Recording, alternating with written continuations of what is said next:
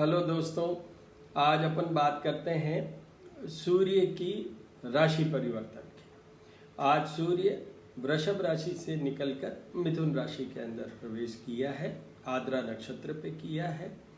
और इस नक्षत्र पे राहु का नक्षत्र है, तो इसलिए वो तो ठीक नहीं है, बट राशि वाइज क्योंकि मिथुन राशि में आए हैं और मिथुन और कन्या राशि ये बुध की होती है, जो सूर्य बुध अगर साथ में हो तो बुध आदित्य योग बनता है, इसलिए ये इसका राशि परिवर्तन बहुत अच्छे में माना जाएगा। दूसरा पॉइंट ये है कि सूर्य किन किन चीज़ों के लिए देखा जाता है, और ये यहाँ पर एक माह के लिए रुकेंगे। 16 जुलाई को ये आगे कर्क राशि में जाए। अब ये किन किन चीज़ों के लिए, तो देखिए 3-4 चीज़ें इंपॉर्टेंट है, वो बता देता हूँ, बाकी तो फिर बहुत सी चीज़ें आ जाती है सूर्य से जुड़े हुए। तो सबसे पहली चीज़ है हेल्थ। जब भी हम हेल्थ की बात करते हैं, फिजिकल हेल्थ की बात करते हैं, तो सूर्य को ज़रूर देखना होता है।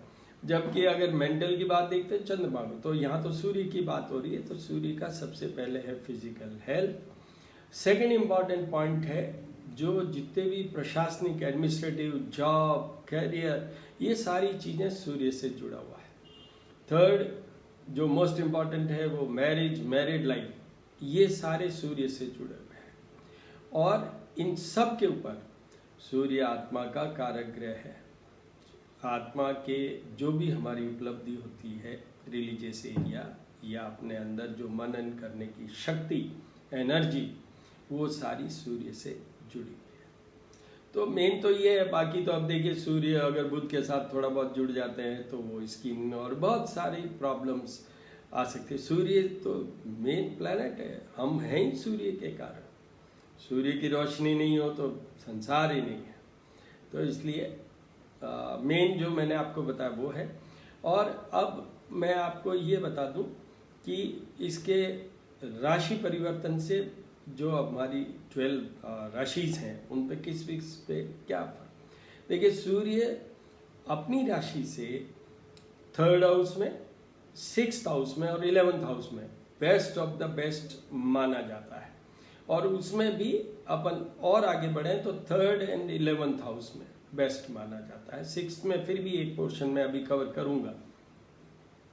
तो 3rd हाउस में ये आया है, वो आया है मेष राशि के लिए। तो मेष राशि के लिए सूर्य ये बेस्ट पोजीशन में आया है। अभी इनके एडमिनिस्ट्रेटिवली इनका प्रमोशन हो सकता है, स्टेटस बढ़ सकता है, नेम फेम बढ़ सकता है, बहुत सी चीज़ें इनके उपलब्धि हो सकती है।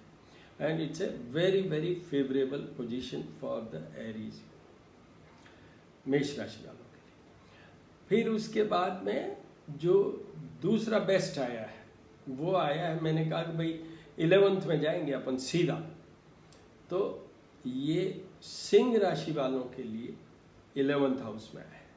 11th house is house of profit, और क्योंकि सूर्य है तो इनकी फिर वही आता है कि एडमिनिस्ट्रेटिवली बहुत अच्छा इनका कोई प्रॉफिट हो सकता है, मनी गेन हो सकता है, नेम फेम में फिर ये प्रॉफिट हो सकता है, और इनकी प्रसिद्धि में बहुत फर्क पड़ सकता है।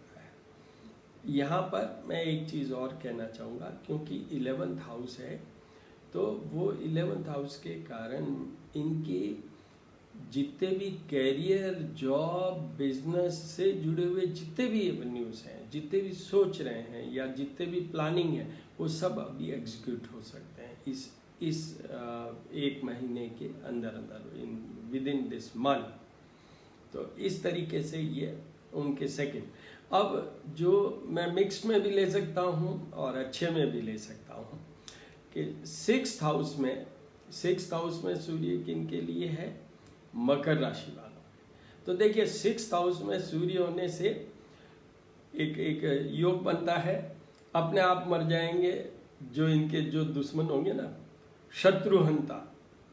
मतलब अभी इनके जिनसे भी किसी से फाइट चल रही है, या मैं नहीं कहूँगा कि फाइट चला है, बट जिन किसी से भी डिस्कम्फर्ट है, in case if they are fighting the court case, ये सब चीज़ों में अभी अगर वो लगेंगे, परसू करेंगे, उनको निश्चित रूप से विक्ट्री या जिसको अपन सफलता की बात करें। इसका मिक्स मैंने इसलिए लिया कि एक हल्का सा एक पॉइंट है 6th हाउस में, ये मेरा एक्सपीरियंस है, मेरा अनुभव है कि थोड़ा बहुत फिजिकल हेल्थ पे असर ज़रूर आता है, थोड़ा बहुत फिजिकल हेल्थ पे, तो उनको अपनी हेल्थ का भी ध्यान रखना है, बट अदरवाइज उनकी बहुत अच्छा पीरियड है उनकी।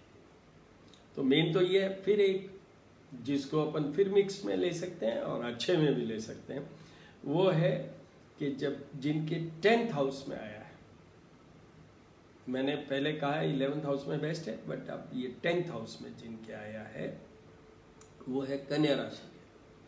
तो कन्या राशि का तो मैंने शुरू से ही कहा है कि मिथुन और कन्या के बुध मालिक होते हैं, जिसमें मिथुन पे ये सूर्य का परिवर्तन हुआ है, मिथुन बुध की राशि है उस पर। तो कन्या राशि वालों के लिए यहाँ पर जैसे मैंने 11th हाउस पे भी कैरियर की बात की, 3rd हाउस पे भी कही, पर यहाँ पर डायरेक्टली मैं बात कर रहा हूँ जैसे अनएम्प्लॉयड हैं, या जिनका अभी प्रमोशन ड्यू है, या जो अपना कोई एक्सपेंशन करना चाहते हैं, डाइवर्सिफिकेशन करना चाहते हैं, कोई और अपने एसेट्स खड़ा करना चाहते हैं, प्रॉपर्टी खड़ी करनी चाहते हैं, उन सब के लिए ये फायदे में रहेगा। तो कन्या राशि। अब आता है दूसरों में अपन क्यों जाए, बाकी सब दूसरों के ठीक ही है, जिनको उपाय करने चाहिए। देखिए मेरे से जो जुड़े हुए हैं उनको ये पता है, मेरे यहाँ पर वर्किंग में दो मेरी स्टाइल ऑफ वर्किंग है। वन इज 101% कॉन्फिडेंशियलिटी रखता हूँ मैं जब भी कोई बात होती है, और उन सब में कमिटमेंट किनसे, करणी माता से। हमारा जो संस्थान है श्री करणी ज्योतिष एंड वास्तु शोध संस्थान, करणी माता के नाम पे है, तो वहाँ वो कमिटमेंट है। दूसरा है कि मैं नेगेटिव चीज़ नहीं बता के उपाय बताता हूँ। नेगेटिव तो हर एक की राशि में होता है, हर एक की कुंडली में होता है, पर यहाँ जब हम सूर्य की बात कर रहे हैं, सूर्य की राशि परिवर्तन की बात कर रहे हैं, तो मैं जिनके लिए रेमेडीज रिकमेंड करूँगा वो राशियाँ हैं। सबसे पहले जो मैं ग्रेविटी और इंटेंसिटी वाइज बोलूँगा, सबसे ज़्यादा जिसको उपायों की जरूरत है वो है वृश्चिक या स्कॉर्पियंस। जो वृश्चिक राशि के लोग हैं उनको करना चाहिए for having good health, for having good administrative approval और working, for having good married life और relationship life, and there are so many things. But उनके सबसे इम्पॉर्टेंट उनके लिए है कि उनको रेमेडी करनी। अभी बताता हूँ जनरल रेमेडीज क्या है। नाउ द नंबर 2 वो है कर्क राशि वालों के। वृश्चिक राशि वालों के तो उनकी चंद्रमा से, उनकी राशि से 8th हाउस में चला गया है सूर्य। कर्क वालों के 12th हाउस में है, which is a house of expenditure, expenses और वेस्टलेस एक्सपेंडिचर। ये इसमें क्या है कि ये थोड़ा सा मतलब खर्चा करवाता है, उसमें शरीर का भी खर्चा हो सकता है, पैसे का भी खर्चा हो सकता है, अपने शादीशुदा रिलेशनशिप के भी खर्चे, मतलब जो डिस्कम्फर्ट हो सकता है मैरिड लाइफ में, तो वो है कर्क राशि वालों के लिए। तो पहले वृश्चिक, फिर कर्क, और एक जिसको मैंने कॉमन में लिया वो है मकर राशि। तो इन लोगों को रेमेडीज करनी चाहिए। बाकी दूसरों को अगर आप जनरल वे में सूर्य को अच्छा सुधार के चलते हैं, तो हम तो पूर्व देश के वासी हैं। हालांकि ये तो मैं जो वीडियो बना रहा हूँ ये तो सारे वर्ल्ड ओवर के लिए है, बट इसी हमें तो सूर्य का करना ही चाहिए। तो उसमें देखिए सबसे पहले सूर्य का जो सबसे बड़ा उपाय है वो है सूर्य को अर्घ देना या जल चढ़ाना, और बड़ा सिंपल है। उसमें जल लीजिए, थोड़ा चावल मिला दीजिए, थोड़ा सा हल्दी और थोड़ा कुमकुम या कोई भी रेड कलर, या जो अपने जैसे डार्क गुलाब के फूल, या कोई भी जो पिंकिश रेड या रेड, ये ऐसे कलर के पुष्प फ्लावर्स भी अपन उसमें डाल सकते हैं। और ये अगर हो सके तो कॉपर का कोई बर्तन हो उसमें लें, चाहे छोटा जो भी पॉट हो, उससे लें और सूर्य को चढ़ाएं, और दिन को 12 बजे से पहले ज़रूर चढ़ा दें। ब्रह्म मुहूर्त में संभव नहीं हो तो कोई बात नहीं, जो फर्स्ट ब्रह्म मुहूर्त में 90 मिनट्स होते हैं, नॉर्मली 4:30 AM to 6 वाला पीरियड होता है, बट उसमें नॉर्मली लोग बात बहुत मुश्किल होता है, एटलीस्ट मेरे लिए तो मुश्किल है। तो मैं तो ये कंसेप्ट में चलता हूँ कि फुल जो उसकी इंटेंसिटी होती है वो 12 बजे होती है। 12 बजे से पहले जरूर चढ़ा देना चाहिए। वो चढ़ाएं। साइड में अपने हाथ में गुड़ रखिए। ये अर्घ्य देने के बाद में गुड़ भी चढ़ाइए। 3 बार परिक्रमा कीजिए वहीं पे खड़े होके, जैसे ऐसे करके। और आप पूरा अगर टर्न ले सकते हैं, वेरी गुड। सूर्य का एक है कि इसमें रथ में एक ही व्हील होता है, तो जब आप अर्घ्य दे रहे हैं या जल चढ़ा रहे हैं तो आप ये प्रैक्टिस कीजिएगा, कहीं चोट मत लगा लीजिए। अगर कर सकते हैं तो लेफ्ट पाँव आपके जमीन पे रखिए और राइट वाले को आप पंजे पे रहिए। गृहस्थ आदमी के लिए इतना बहुत है, इट्स एनफ। अदरवाइज जो साधु सन्यासी होते हैं वो तो राइट पाँव को घुटनों तक ले आते हैं। तो ये करिए और गुड़ उसके बाद में वो चढ़ा दीजिए। अब इसमें यहाँ पर आप 2-3 चीजें कर सकते हैं जल चढ़ाते हुए भी। ओम सूर्याय नमः, सूर्याय नमः, ये भी सिंपल मंत्र बोल सकते हैं। दूसरा है कि आदित्य हृदय स्तोत्र आपको याद हो तो, नहीं तो यूट्यूब से आगे वहाँ पर सुन सकते हैं, उसको सुनते हुए वो जल चढ़ाते हैं।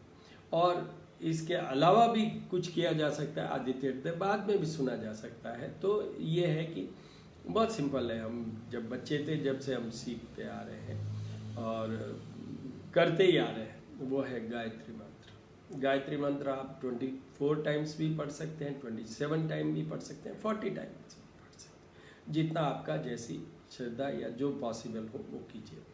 तो ये एक शॉर्ट में बिल्कुल इनफॉर्मल वे में मैं मेरे अभी काम को कर रहा हूँ, पर साथ में ही मुझे मेरी डॉटर है जो एस्ट्रोलॉजर है, तुषार चारण, उसने मुझे कहा, तो मैंने कहा हाँ ठीक है, जो छोटे शॉर्ट में जो कुछ भी है। और अगर आपको कोई क्वेरी क्वेश्चन हो तो आप मेरे को डायरेक्टली मैसेज करिए। मेरा नंबर है 9978627397। श्री करनी ज्योतिष एवं वास्तु शोध संस्थान की तरफ से मैं बोल रहा हूँ। और जो मेरी डॉटर है वो भी बोलती है और मैं भी बोलता हूँ। तो ये शॉर्ट में सूर्य के लिए है। All the very best. और सूर्य की आराधना वैसे भी हमें पूरे जीवन में करनी चाहिए, चाहे सूर्य अच्छा है और कमजोर है। जो एक उपाय होता है स्टोन्स पहनाने की बात, पर वो पर्टिकुलर हॉरोस्कोप देख के ही कहा जा सकता है। या मैं जनरल उपाय बता रहा हूँ आपको, आपके कहीं भी सूर्य है, अच्छा है बुरा है, तो भी ये उपाय बहुत काम के हैं, कारगर हैं, इफेक्टिव है। ये कीजिए। All the very best.